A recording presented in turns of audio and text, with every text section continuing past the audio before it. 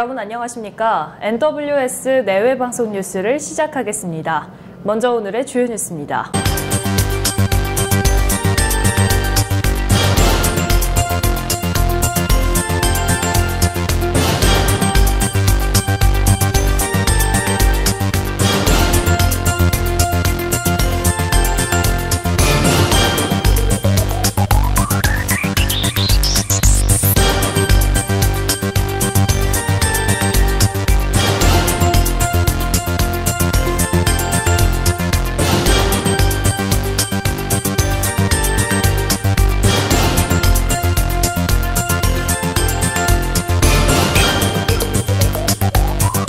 자유한국당 정당 지지율이 국정농단 사태 이후 최고치를 기록했다는 여론조사 결과가 나왔습니다.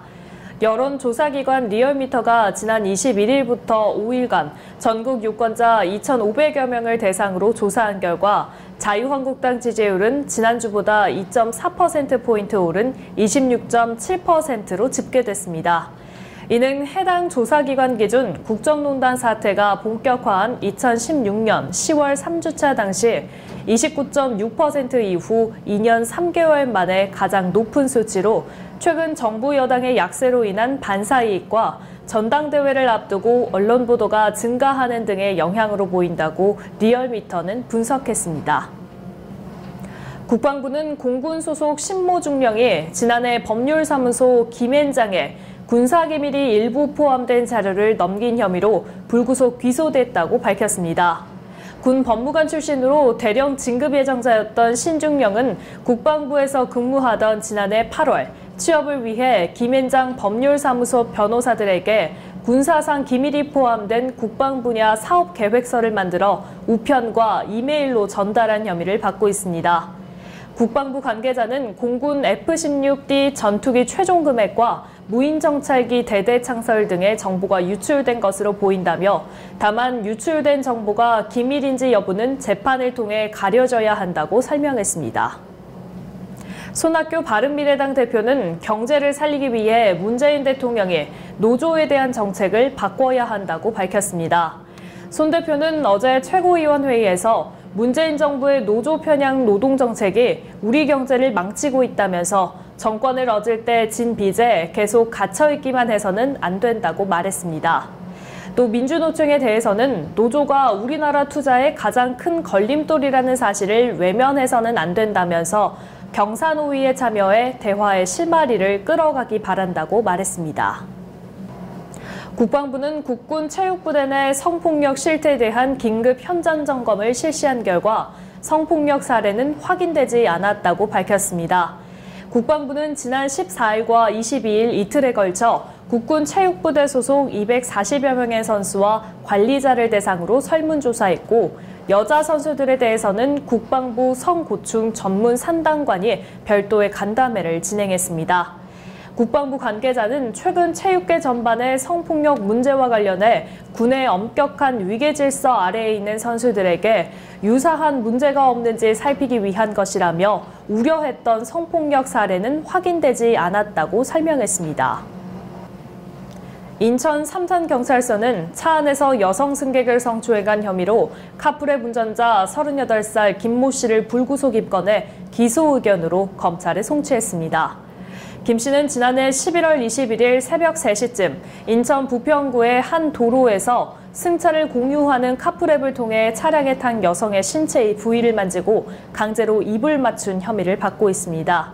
서울 강남에서 여성을 차에 태운 것으로 파악된 김 씨는 경찰 조사에서 신체 접촉은 있었지만 강제성은 없었다고 주장했습니다.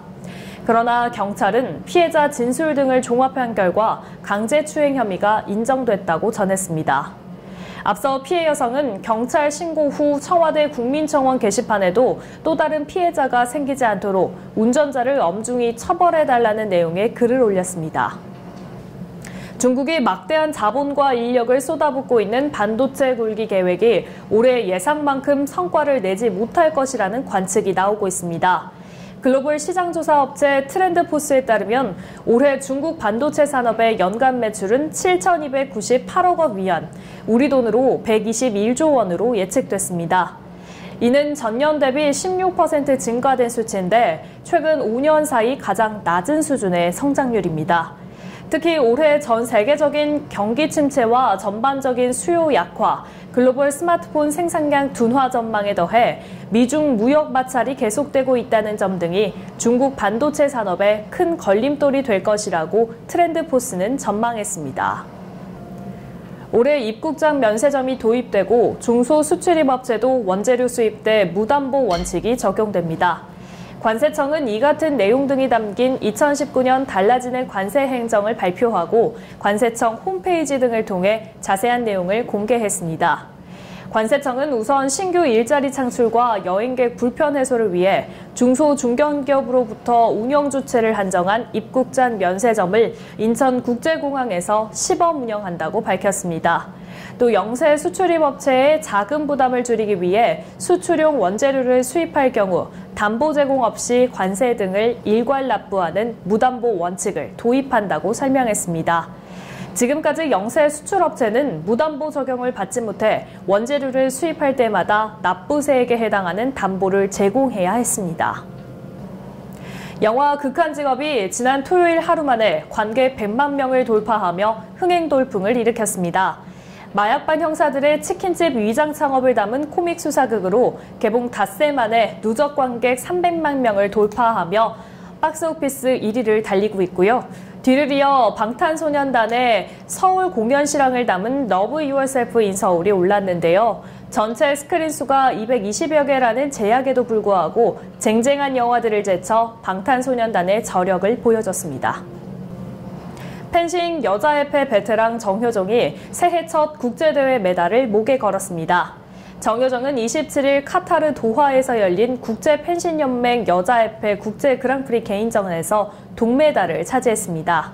8강에서 2012년 런던올림픽 금메달리스트 야냐 셰마키니를 15대 10으로 누르고 4강에 진출한 건데요.